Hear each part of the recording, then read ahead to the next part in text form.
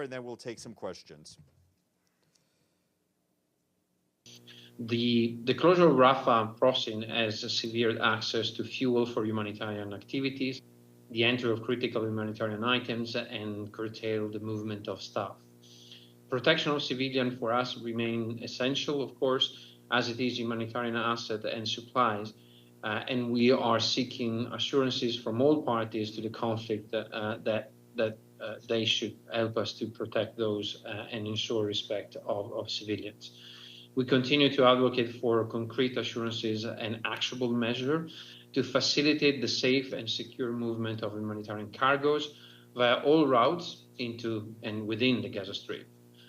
On fuel in particular, as you can imagine, humanitarian operation cannot run without fuel, as simple as this. So unless the supply of fuel resumes, all the humanitarian communication and banking services will halt completely in a matter of days.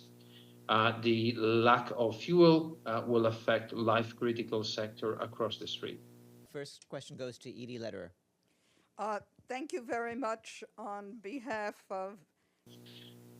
In terms of WASH, I think that we have faced a chronically poor access to water and sanitation services that have contributed to presence of disease and increasing malnutrition.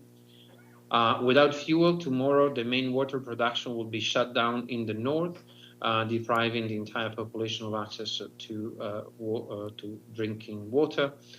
And the same will be in another day for the entire south, operation in the south and in the middle governorates, which will be impacting 1.9 million people.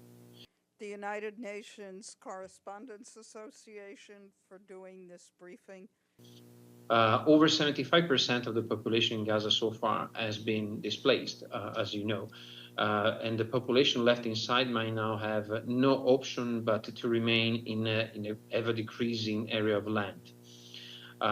We always remind the parties that all civilians should be able to flee the areas to seek safety. The site to which people are displacing are without latrines, without water points, without drainage, without shelter. And it is impossible to improve the situation in the existing and the new displacement site without the entry of supplies and without the fuel to transport them to the location where the people are concentrating. And we have actually asked recently to increase that quota because we were hoping to expand our operations. Health will be increased, will be impacted by the increased military activities in Rafah. And we unfortunately expect that three of the main hospitals the three remaining hospitals in Rafah will become inoperable in the coming hours if the operations continue, depriving 1.2 million people of health care. Pregnant women have no options for safe delivery for their babies. That will be where we will be if this is happening. So when we speak about 30,000 liters in hand, it means that we are really scratching the barrel of our ability to operate. The reality is that we are confronting a situation where we have probably one of the least resilient population in Gaza because of the 7 months of war, in one of the most violent and lethal conflicts that we have seen in the recent years. And we are at risk of having no humanitarian assistance available for those in the coming days if we do not find alternative way to bring in and sustain humanitarian assistance. Bashir from Voice of America. A couple follow-ups. I know that the United Nations is not participating in moving people. Potential implication of the Rafah operation and the impact on population. I really want to believe that reason will prevail and we will find a different way to deal with the situation on the ground. The suffering that civilians population are subjected to is simply beyond our ability to describe with words. I've been asked frequently by many journalists to provide them images because there is not enough images coming out and not being present on the ground, which is utterly problematic. You don't have your own, apart from the brave journalists, Palestinians that have been sacrificing their lives since the very first day of the war. But simply something that will stay with me for my entire life, and I will try to do whatever I can to help people to go through this terrible, terrible period of their life. Thank you. Bye, Thank Kerem. you. Good afternoon.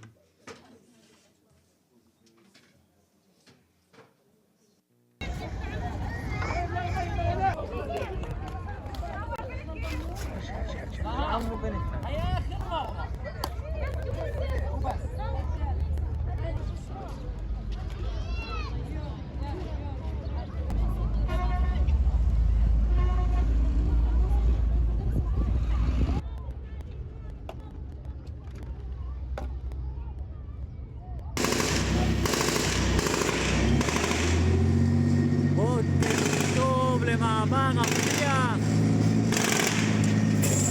מערב גזה.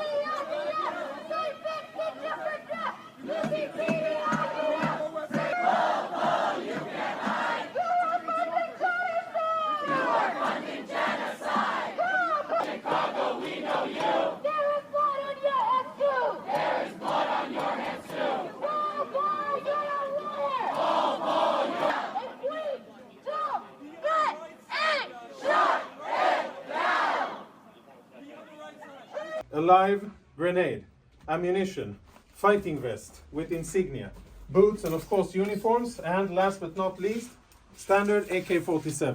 But I can tell you, I don't think it ultimately ends until there's a two-state solution. I made it clear to the Israelis, I think it's a big mistake for them to think they're going to occupy Gaza and maintain Gaza. I don't think that works.